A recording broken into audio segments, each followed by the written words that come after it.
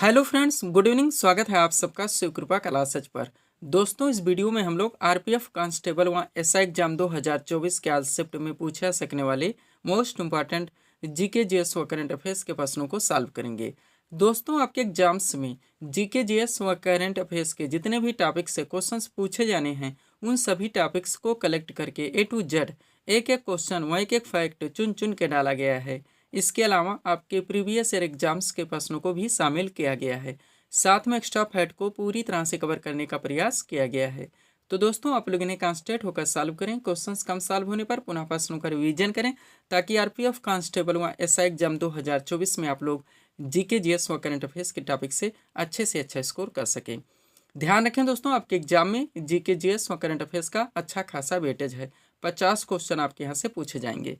तो चलिए दोस्तों, ज़्यादा समय न लेते हुए हम लोग इन सभी मोस्ट इंपॉर्टेंट प्रश्नों को सॉल्व करना शुरू करते हैं। दोस्तों, क्वेश्चन नंबर 1 है हमारा, बॉक्साइट का सबसे बड़ा उत्पादक देश कौन सा है। रिसेंटली खनिज उत्पादन से हमारा मोस्ट इंपॉर्टेंट क्वेश्चन है, बिल्कुल आपके ट्रेंड में है, आपके लेवल में है। क्वेश्चन है हमारा, बॉक्साइट का सबसे बड़ा उत्पादक देश कौन सा है। करेक्ट आंसर होगा ऑस्ट्रेलिया। अब चूंकि दोस्तों खनिज उत्पादन से हमारा क्वेश्चन आया हुआ है, तो इस टॉपिक से जितने भी क्वेश्चंस बनते हैं उन सभी प्रश्नों को हम लोग यहीं पे कवर करेंगे। यही हमारी प्रिपरेशन की स्ट्रेटजी है दोस्तों, कि जिस भी टॉपिक्स को हम लोग उठाएंगे उस टॉपिक्स के अधिकांश प्रश्नों को पूरे एक्स्ट्रा फैक्ट के साथ वहीं पे कवर करेंगे। ध्यान दीजिएगा दोस्तों, आप लोग सारे फैक्ट सिलेक्ट रखे गए हैं।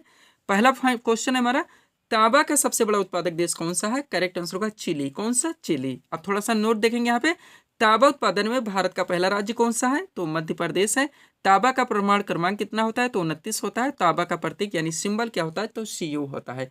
थोड़ा सा समझने का प्रयास करें दोस्तों, जो कि आपके सिलेबस में मेंशन किया गया है। दोस्तों, इस तरह के आपके 2 सीट आएंगे, जिसमें आपके 2 क्वेश्चंस यानी 2 टॉपिक के क्वेश्चंस पूरी तरह से कवर कर दिए जाएंगे। एक हमारा दोस्तों ये खनिज संसाधन का सीट लगा हुआ है। खनिज संसाधन से रिलेटेड आपके एग्जाम में 3 तरह से क्वेश्चन पूछे जाएंगे। एक, खनिज उत्पादन में विश्व में कौन सा देश प्रथम स्थान पे है। दूसरा क्वेश्चन आपका बनेगा, किस खनिज के उत्पादन में भारत कौन से स्थान पे है, और भारत का कौन सा राज्य किस खनिज उत्पादन में प्रथम स्थान पे है। तो पूरी तरह से दोस्तों हम लोग कवर करेंगे। ऐसे ही दोस्तों एक क्वेश्चन एक सीट के जरिए पूरी तरह से कवर किया जाएगा, जिसमें आपके खाद्यान्न फसलें दी जाएंगी। आपका दोनों ट्रेंडिंग टॉपिक है, पूरी तरह से दोस्तों हम लोग इसको कवर करेंगे। इस सभी क्लास की PDF भी दोस्तों हमारे द्वारा दी जा रही हैं, जिसका व्हाट्सअप नंबर आगे लगा हुआ है।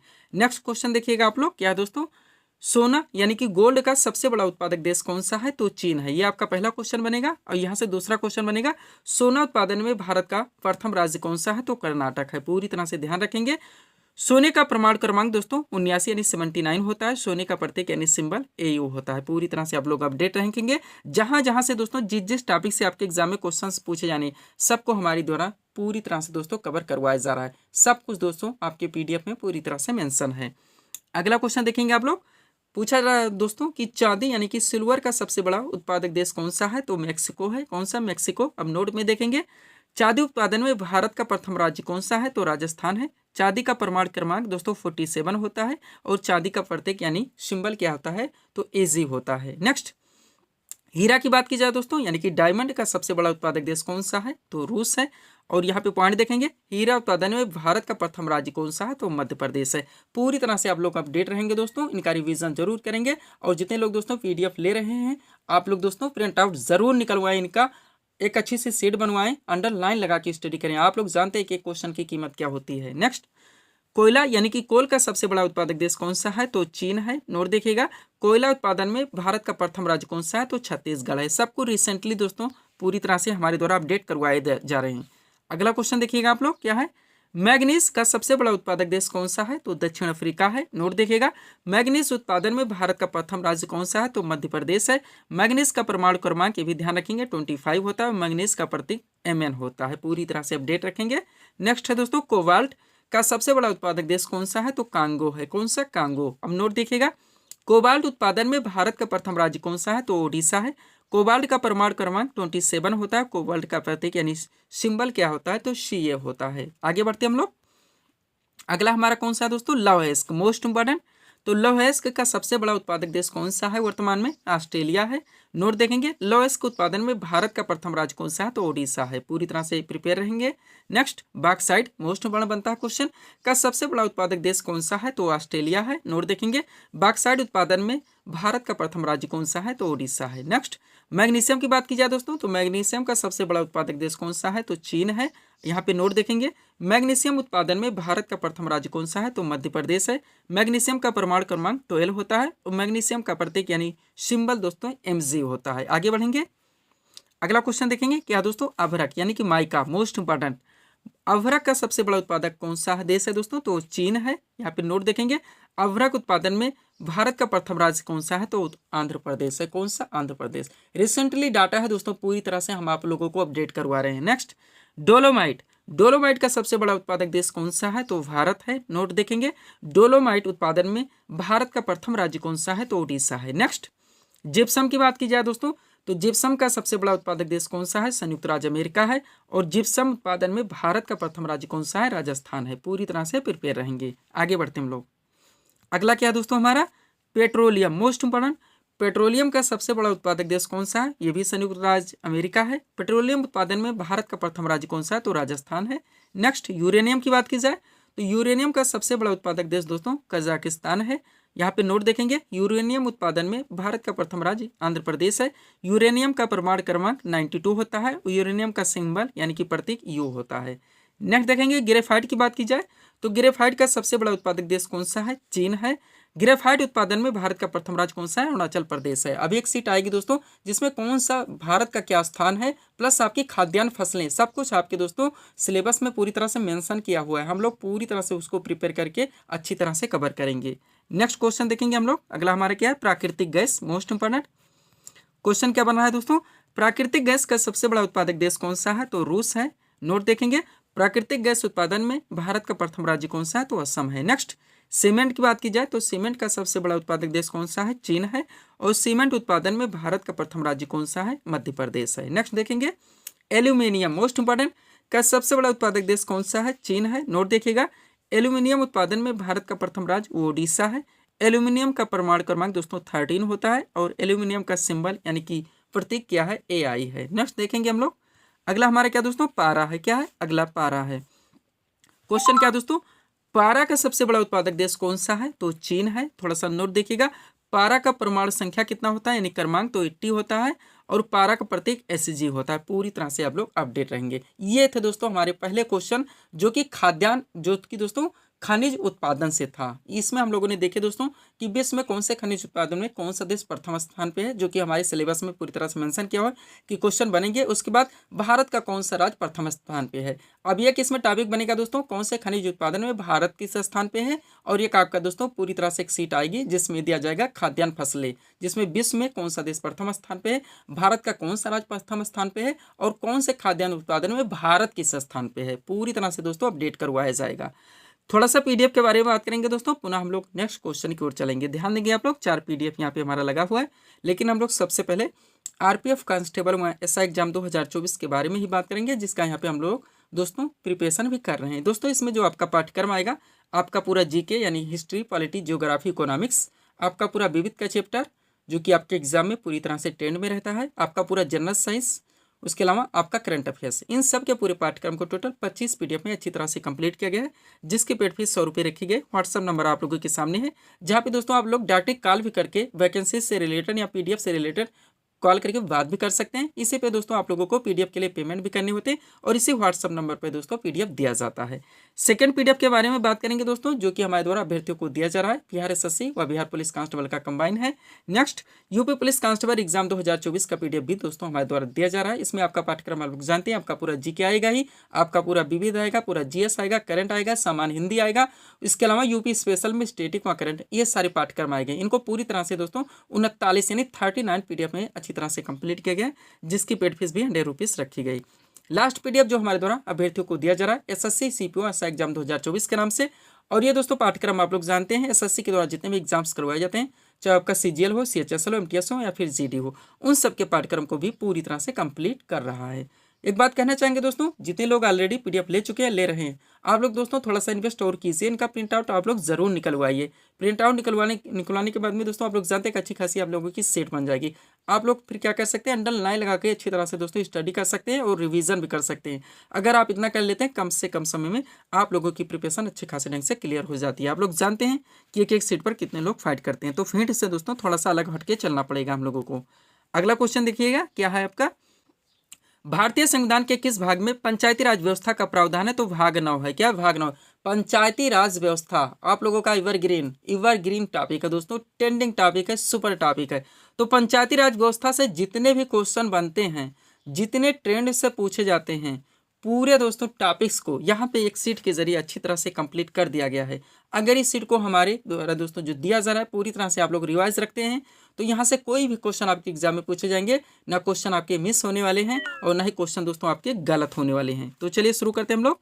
क्वेश्चन क्या है दोस्तों हमारा, भारतीय संविधान के किस भाग में पंचायती राज व्यवस्था का प्रावधान है? करेक्ट आंसर का भाग 9 में। अब चलिए इस सीट को हम लोग पूरी तरह से रिवाइज करते हैं। सब कुछ दोस्तों पीडीएफ में अच्छी तरह से मेंशन कर दिया गया है। देखेंगे आप लोग इंपॉर्टेंट पॉइंट्स है हमारा।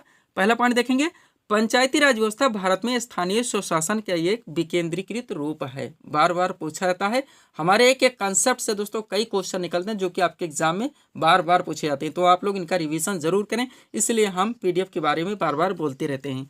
अगला पॉइंट देखिएगा, यह ग्रामीण समुदायों को सशक्त बनाने और जमीनी स्तर पर लोकतंत्र को बढ़ावा देने के लिए दोस्तों पेश की गई थी। पूरी तरह से अपडेट रखेंगे। अगला पॉइंट है, पंचायती राज व्यवस्था में 3 स्तर होते हैं, आप लोग जानते हैं, ग्राम पंचायत, पंचायत समिति और जिला पंचायत। नेक्स्ट पॉइंट देखेंगे, भारत में प्रतिवर्ष 24 अप्रैल को राष्ट्रीय पंचायती राज दिवस मनाया जाता है। इस दिवस का मुख्य उद्देश्य दोस्तों स्थानीय शासन के महत्व के बारे में जागरूकता बढ़ाना है। A to Z सारी चीजें आप लोगों को दी जा रही हैं। अगला पॉइंट देखेंगे आप लोग क्या है दोस्तों, नेक्स्ट पॉइंट हमारा, पंचायती राज व्यवस्था को 73वें संविधान संशोधन 1992 के द्वारा संवैधानिक दर्जा प्रदान किया गया। मोस्ट ऑफ द फैक्ट आपका निकलता है। नेक्स्ट, पंचायती राज व्यवस्था सर्वप्रथम 2 अक्टूबर 1959 को राजस्थान के नागौर जिले से आरंभ की गई थी। अगला पॉइंट है, 13 स्तरीय पंचायती राज व्यवस्था का सुझाव बलवंत राय मेहता समिति के द्वारा दिया गया था। ये सारे सुपर क्वेश्चन आप लोग जानते हैं दोस्तों वनडे एग्जाम के। नेक्स्ट, संविधान की 11वीं अनुसूची पंचायती राज निकायों के दायरे में 29 कार्यों को शामिल करती है। ये भी ध्यान रखेंगे, टोटल इसमें 29 कार्य शामिल किए गए। नेक्स्ट, लॉर्ड रिपन को भारत में स्थानीय स्वशासन का जनक माना जाता है। ये भी ध्यान रखेंगे। आगे बढ़िए, ग्राम पंचायत की स्थापना का प्रावधान भारतीय संविधान के किस भाग में? तो भाग 4 में। अब यहाँ से क्वेश्चन आपका चालू होता है। नेक्स्ट, ग्राम पंचायत की स्थापना का प्रावधान भारतीय संविधान के किस अनुच्छेद में? तो 40 में। भाग आपका 4 है, अनुच्छेद 40 है। नेक्स्ट, बलवंत राय मेहता समिति का गठन कब किया गया था? 1957 में। और आप जानते हैं अभी हम लोगों ने देखा, इन्होंने ही त्रिस्तरीय पंचायती राज व्यवस्था का सुझाव दिया था, जिनमें ग्राम पंचायत, पंचायत समिति और जिला परिषद शामिल थे। पंचायती राज व्यवस्था किस सूची में रखा गया? तो राज्य सूची में। आप लोग जानते होंगे भारतीय संविधान के अनुसूची 7 में संघ सूची, राज्य सूची और समवर्ती सूचियों का वर्णन है। संघ सूची के विषयों पर कानून बनाने का अधिकार भारतीय संसद को है। राज्य सूची के विषयों पर कानून बनाने का अधिकार राज्य के विधानमंडल को है। समवर्ती सूची के विषयों पर कानून बनाने का अधिकार भारतीय संसद व राज्य विधानमंडल दोनों को है। लेकिन अगर किसी भी विषय पर दोनों के मध्य विवाद उत्पन्न होता है तो भारतीय संसद के द्वारा बनाया गया कानून मान्य होगा। अब यहाँ पे पॉइंट है, पंचायती राज व्यवस्था किस सूची का विषय? तो राज्य सूची का है। इसका अर्थ ये हुआ कि इस पर राज्य विधानमंडल के द्वारा कानून बनाया जाएगा। इसके अलावा ध्यान रखेंगे, पुलिस व्यवस्था बार बार पूछा था, ये भी राज्य सूची का विषय। आर्थिक नियोजन आपका समवर्ती सूची का विषय। शिक्षा भी ध्यान रखेंगे, ये भी समवर्ती सूची का विषय है। इसके अलावा दोस्तों जनगणना बार बार पूछा था, ये संघ सूची का विषय, ये भी आप लोग ध्यान रखेंगे। और जो विषय संघ सूची, राज्य सूची व समवर्ती सूचियों में शामिल नहीं होते हैं उन्हें अवशिष्ट सूची के अंतर्गत माना जाता है और इस पर पूरा का पूरा अधिकार केंद्र का होता है। ये भी आप लोग ध्यान रखेंगे। आगे बढ़ते हैं, अगला पॉइंट देखिएगा आप लोग क्या है दोस्तों, पंचायती राज व्यवस्था से जुड़ी महत्वपूर्ण समितियां। डाकली क्वेश्चन यहाँ से बनता है, प्रिपेयर रहेंगे। सबसे पहले है हनुमंत राव मेहता समिति, जिन्होंने 1983 में बनाई गई थी। GVK राव समिति 1985 में बनाई गई थी। ML सिंघवी समिति आपका 1986 में बनाई गई थी। बलवंत राय मेहता समिति आप लोग जानते हैं 1957 में बनाई गई थी। अशोक मेहता समिति 1977 में बनाई गई थी। इन्होंने द्विस्तरीय पंचायती राज व्यवस्था का सुझाव दिया था। अशोक मेहता समिति, ये भी बार बार पूछाता है। और लास्ट है दोस्तों थुंगन समिति, ये बनाई गई थी 1989 में। पूरी तरह से अपडेट रखेंगे। अब 4 क्वेश्चन और यहाँ से देखिए आप लोग दोस्तों पूरी तरह से। पहला क्वेश्चन क्या है हमारा, ग्राम पंचायत की आय का मुख्य स्रोत क्या है? तो मेला एवं बाजार कर। नेक्स्ट, पंचायती राज प्रणाली किस पर आधारित है? तो सत्ता के विकेंद्रीकरण पर। नेक्स्ट, कौन पंचायती राज संस्थाओं के निर्वाचन के लिए उत्तरदायी है? तो राज्य निर्वाचन आयोग। और लास्ट क्वेश्चन यहाँ से बनेगा, द्विस्तरीय पंचायती राज व्यवस्था का सुझाव किसने दिया था? अशोक मेहता समिति ने, जो जिस पर हम लोग बात ऑलरेडी कर चुके हैं। तो इतने क्वेश्चन दोस्तों, इतने फैक्ट आप लोग पूरी तरह से प्रिपेयर रखेंगे। पंचायती राज व्यवस्था से कैसे भी क्वेश्चन घुमा के कुछ भी पूछे जाए, आपके क्वेश्चन कभी मिस होने वाले नहीं है। पीडीएफ के बारे में दोस्तों ऑलरेडी बात हो चुकी है। बिहार एसएससी व बिहार पुलिस कांस्टेबल का हमारा कंबाइन है। आरपीएफ कांस्टेबल व एसआई एग्जाम 2024 जिसका हम लोग प्रिपरेशन भी कर रहे हैं यहाँ पे। एसएससी सीपीओ व एसआई एग्जाम 2024 और यूपी पुलिस कांस्टेबल एग्जाम 2024। बढ़ते हम लोग अगले क्वेश्चन की ओर। अगला क्वेश्चन आपका क्या लगा है दोस्तों, देखेंगे आप लोग। पानीपत का प्रथम युद्ध यानी कि फर्स्ट बैटल ऑफ पानीपत कब लड़ा गया? करेक्ट आंसर होगा 21 अप्रैल 1526 को। दोस्तों जहां पे हम फैक्ट में डेट को रखते हैं आप लोग उनको पूरी तरह से रिवाइज रखिएगा। क्वेश्चन वहां से बनते हैं इसलिए हमारे द्वारा उस फैक्ट को रखा जा रहा है। अब क्वेश्चन कहाँ से आए? भारत में जो तो इतिहासकारों के जो युद्ध से हमारा जो तो यानी कि ऐतिहासिक जितने युद्ध हुए हैं तो ये एक सेट यहाँ पे लगा दिए हैं। जितने भी दोस्तों आपके ऐतिहासिक युद्ध से आपके एग्जाम में क्वेश्चंस बनते हैं, बार बार पूछे थे, सबको पूरी तरह से कवर कर लिया गया है। आपको ध्यान देने हैं कि कौन सा युद्ध कहाँ पे हुआ, किनके बीच में हुआ, किन्होंने जीत दर्ज की और किनकी हार हुई, इतने आप लोगों को पूरी तरह से अपडेट रखने। सब कुछ इस पीडीएफ में पूरी तरह से मेंशन कर दिया गया है। तो चलिए शुरू करते हैं। क्वेश्चन क्या हमारा, पानीपत का प्रथम युद्ध कब लड़ा गया? करेक्ट आंसर होगा 21 अप्रैल 1526 को। अब चलिए दोस्तों इस सीट को हम लोग अपने सामने लाते हैं। पानीपत से हमारा क्वेश्चन आया हुआ, तो पहले पानीपत के जो 3 युद्ध लड़े गए हैं उनको हम लोग पूरी तरह से देखेंगे। इंपॉर्टेंट पॉइंट हमारा पहला दोस्तों, पानीपत की पहली लड़ाई, डेट देखेंगे 21 अप्रैल 1526 को दिल्ली के सुल्तान इब्राहिम लोदी और बाबर, यही ध्यान रखेंगे। तो किनके बीच में हुआ? इब्राहिम लोदी और बाबर के बीच में लड़ा गया। इस युद्ध में बाबर की सेना ने इब्राहिम लोदी को पराजित कर दिया। इस प्रकार पानीपत की पहली लड़ाई ने भारत में बहालो लोदी द्वारा स्थापित लोदी वंश को समाप्त कर दिया। पूरी तरह से अपडेट रखेंगे किनके बीच में हुआ, कौन जीते कौन हारे, कहाँ पे हुआ, कब हुआ। अब पानीपत की दूसरी लड़ाई देखेंगे 5 नवंबर 1556 को दिल्ली से उत्तर भारत पर शासन करने वाले हिंदू राजा सम्राट हेमचंद विक्रमादित्य, जिन्हें लोकप्रिय रूप से हेमू कहा जाता है, तो हेमू और किनके बीच में हुआ? अकबर के बीच में हुआ। किनके? अकबर की सेना के बीच में लड़ा गया। इस युद्ध में अकबर ने हेमू को पराजित किया था, ध्यान रखेंगे आप लोग। नेक्स्ट देखिएगा पानीपत की तीसरी लड़ाई कब लड़ी गई? 1761 में, ये ध्यान रखिए। अब किनके बीच में? तो अफगान आक्रमणकारी अहमद शाह अब्दाली और मराठों के बीच में। मराठों की तरफ से कौन थे दोस्तों? यहाँ पे आप लोग ध्यान देंगे, सदाशिवराव भाऊ। कौन थे? सदाशिवराव भाऊ थे। और जीत किसकी हुई? यहाँ पे देखेंगे इस लड़ाई में अहमद शाह अब्दाली ने सदाशिवराव भाऊ को हराकर जीत ली। यह युद्ध दोस्तों, इस हार यानी कि यह हार मराठों की सबसे बुरी हार थी। इसमें बुरी तरह से दोस्तों अहमद शाह अब्दाली ने पानीपत के तीसरी लड़ाई में दोस्तों मराठों को पराजित किया था। कब हुई थी? 1761 में। ये इतना आप लोग ध्यान रखेंगे। अब पानीपत का हमारा तीनों पूरा हो चुका है। अगला देखेंगे हार्डेस्फीस का युद्ध कब लड़ा गया? करेक्ट आंसर होगा 326 ईसा पूर्व में। ये क्वेश्चन है हमारा। तो कब लड़ा गया हार्डेस्फीस का युद्ध? कब लड़ा गया? 326 ईसा पूर्व में।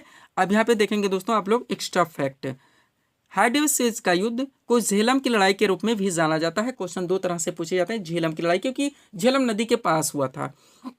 यह भारत के पंजाब क्षेत्र, आधुनिक पंजाब जिसे पाकिस्तान में झेलम नदी हार्डेस्फीस के तट पर सिकंदर और पंजाब के राजा पोरस के बीच में लड़ा गया था। इस युद्ध में सिकंदर की जीत हुई थी। तो कहाँ पे दोस्तों हुई थी? झेलम नदी के तट पर हार्डेस्फीस नामक स्थान पर।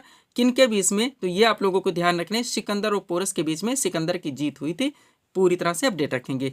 कलिंग का युद्ध नेक्स्ट क्वेश्चन है हमारा, कब लड़ा गया? करेक्ट आंसर होगा 261 ईसा पूर्व में। अब नोट देख लीजिए, यह युद्ध मौर्य सम्राट अशोक और राजा आनंद पद्मनाभन के बीच में लड़ा गया। इस युद्ध में मौर्य सम्राट अशोक की विजय हुई थी। किस युद्ध में? कलिंग के युद्ध में। हम लोग शुरू से ही पढ़ते चले हैं, सब कुछ पीडीएफ में मेंशन है। कलिंग युद्ध 261 ईसा पूर्व में हुआ था। इस युद्ध में दोस्तों मौर्य सम्राट अशोक की जीत हुई थी। भारी रक्तपात हुआ था इसमें। इसको देखते हुए सम्राट अशोक ने युद्ध नीति को छोड़कर धर्म नीति का प्रतिपादन किया था और वो बौद्ध धर्म के अनुयायी हुए थे। सारी चीजें हम लोग बात कर चुके हैं। कलिंग विजय इनका 13वें शिलालेख में इनके देखने को मिलता है, भी ध्यान रखिए आप लोग। आगे देखिएगा तराइन का युद्ध। तराइन से 3 युद्ध आते हैं, आप लोग जानते हैं, प्रथम द्वितीय तृतीय। तीनों को हम लोग दोस्तों पूरी तरह से अपडेट करेंगे। पहला है तराइन का प्रथम युद्ध कब लड़ा गया? करेक्ट आंसर होगा 1191 ईस्वी में। अब नोट देखिए, यह युद्ध मोहम्मद गौरी और पृथ्वीराज चौहान के बीच में लड़ा गया। इस युद्ध में पृथ्वीराज चौहान की विजय हुई। अब यही ध्यान रखने हैं कब हुआ, कहाँ हुआ, किनकी जीत किनकी हार। तराइन का द्वितीय युद्ध देखना है कब लड़ा गया, तो 1192 में। नोट देख लीजिए, यह युद्ध मोहम्मद गौरी और पृथ्वीराज चौहान के बीच में लड़ा गया। इस युद्ध में मोहम्मद गौरी की विजय हुई। एक बार वो जीते, एक बार वो जीते। नेक्स्ट तराइन का तीसरा युद्ध कब लड़ा गया, तो 1215 ईस्वी में। नोट देख लीजिए, यह युद्ध इल्तुतमिश और यल्दुज जिसे कुबाचा भी कहा जाता है के बीच में लड़ा गया। इस युद्ध में इल्तुतमिश ने विजय प्राप्त की थी। यह हो गया आपका तराइन का तीनों युद्ध।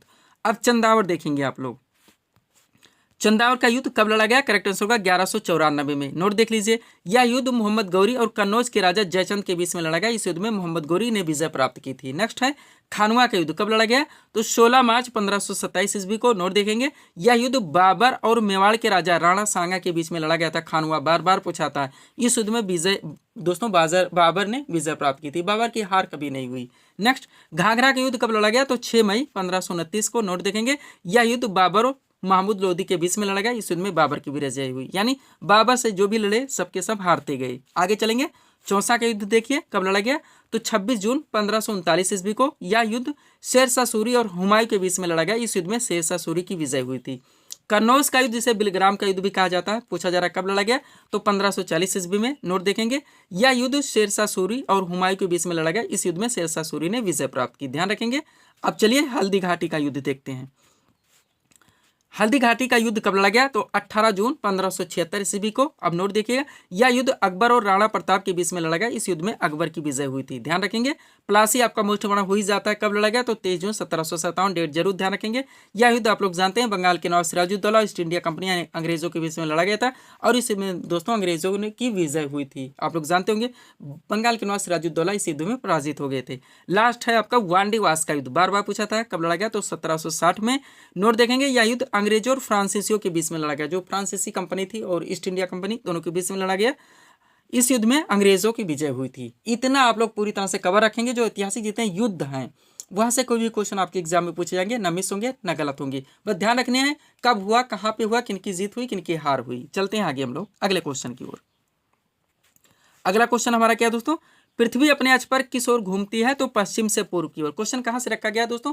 पृथ्वी से संबंधित जो हमारा घूर्णन है, प्रकीर्णन है, तो हम लोग क्या करेंगे दोस्तों? यहाँ पे क्या क्या चीजें हम लोग कंप्लीट करेंगे। यहाँ पे पृथ्वी की बात होगी तो हमारे सौर मंडल की भी बात होगी, यानी सौर मंडल से रिलेटेड जितने क्वेश्चन, उसके बाद हमारा जो ग्रह है सौर मंडल का पृथ्वी, उन सब के जितने भी इंपॉर्टेंट क्वेश्चन बन सकते हैं आपके सभी एग्जाम में बार बार पूछे जाते हैं, रिपीट होते रहते हैं, उन सभी प्रश्नों को पूरी तरह से कवर कर लिया गया।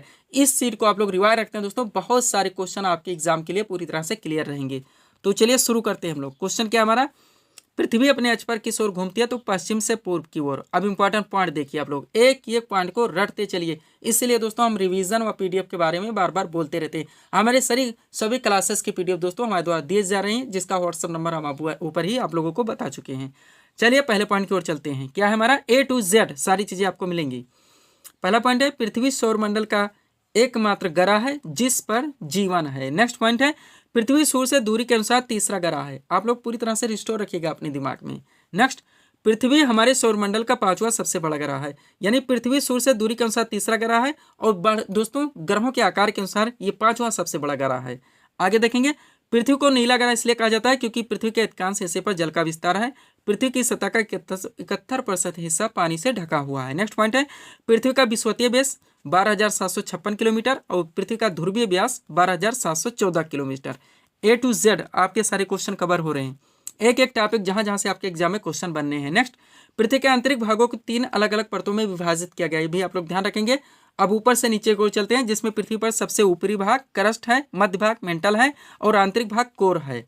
चलिए आगे देखते हैं। सौर मंडल में आकार के अनुसार ग्रहों का क्रम इस प्रकार है। सबसे पहले बृहस्पति, शनि, अरुण, वरुण, पृथ्वी, शुक्र, मंगल, बुध, यानी 5वां नंबर दोस्तों पृथ्वी का आता है। नेक्स्ट, सूर्य से दूरी के अनुसार देखेंगे तो सबसे पहले बुध सबसे नजदीक है, फिर शुक्र, फिर पृथ्वी, फिर मंगल, फिर बृहस्पति, फिर शनि, फिर अरुण, फिर वरुण। ये आपकी बेसिक चीजें थी।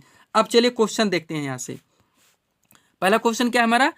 विश्व पृथ्वी दिवस कब मनाता है? 22 अप्रैल को। A to Z सारी जानकारी दी जा रही है। अपना अगला क्वेश्चन है, पृथ्वी अपने अक्ष पर कितनी झुकी हुई है? तो 23.5 डिग्री। कितनी? 23.5 डिग्री। रिवाइज रखेंगे। नेक्स्ट, पृथ्वी किन 2 ग्रहों के मध्य में स्थित है? शुक्र एवं मंगल के बीच में। अगला देखिएगा, क्षुद्र ग्रह किन 2 ग्रहों के बीच में पाए जाते हैं? तो मंगल एवं बृहस्पति के बीच में। अगला है, सौर मंडल में पार्थिव यानी आंतरिक ग्रह कौन कौन से हैं? तो बुध, शुक्र, पृथ्वी, मंगल आंतरिक हैं और बाह्य ग्रह कौन से हैं दोस्तों? सौर मंडल के बाह्य ग्रह तो बृहस्पति, शनि, अरुण और वरुण पूरी तरह से बने रहेंगे। पृथ्वी का सबसे निकटतम ग्रह कौन सा है? तो दोस्तों वो शुक्र ग्रह है। कहाँ का? पृथ्वी का। और सूर्य का बुध है। दोनों ध्यान रखेंगे, कंफ्यूजन क्रिएट नहीं होनी चाहिए, इसलिए सब कुछ हमारे द्वारा एक साथ दिया जा रहा है। अगला क्वेश्चन यहाँ से देखेंगे, पृथ्वी पर गुरुत्वाकर्षण बल सर्वाधिक कहाँ होता है? तो ध्रुवों पर होता है। तो सबसे कम कहाँ पे होगा? विषुवतीय पर होगा। इस तरह से ध्यान लगा लें। अब पीडीएफ के लिए हमारा व्हाट्सअप नंबर आप लोग जानते हैं, इसी नंबर पे आप लोग वैकेंसी से रिलेटेड या पीडीएफ से रिलेटेड डायरेक्टली कॉल करके बात भी कर सकते हैं। और इसी पे दोस्तों पीडीएफ के लिए पेमेंट भी किया जाता है और इसी व्हाट्सअप नंबर पे आप लोगों को पीडीएफ भी दिया जाता है। चलते हम लोग अगले क्वेश्चन की ओर। क्वेश्चन हमारा क्या दोस्तों, भारत का कौन सा पड़ोसी देश पूर्व पाकिस्तान था। क्वेश्चन क्या रखा गया, पूर्व में दोस्तों कौन सा भारत का पूर्वी तरफ स्थित पड़ोसी देश है जो को पहले दोस्तों पाकिस्तान के नाम से जाना जाता था, तो बांग्लादेश है। इस तरह से क्वेश्चन को मेंशन करके हम रखते हैं।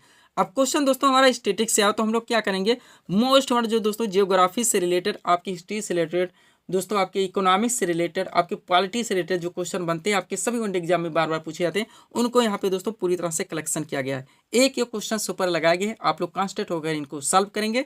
चलते हम लोग पहले क्वेश्चन की ओर। क्या हमारा पहला क्वेश्चन, भारत के पड़ोसी देशों की कुल संख्या कितनी है, 9 है। आपके सिलेबस में मेंशन है भारत में पड़ोसी देश। कोई क्वेश्चन चाहे पॉलिटिकल हो, हिस्टोरिकल हो, इकोनॉमिकल हो, जियोग्राफिकल हो, पूरी तरह से हमारे द्वारा दोस्तों अपडेट किया गया, सब कुछ आपके पीडीएफ में पूरी तरह से मेंशन है। नेक्स्ट, भारत के किस राज्य की समुद्री तटरेखा सबसे लंबी है, गुजरात, सभी लोग जानते होंगे। अगला क्वेश्चन देखिए, भारतीय मोबाइल नंबरों का देश कोड यानी कंट्री कोड क्या है, तो +91 है, आप लोग जानते होंगे। भारत में सर्वाधिक वर्षा किस राज्य में होती है, मेघालय में। आगे बढ़ेंगे हम लोग।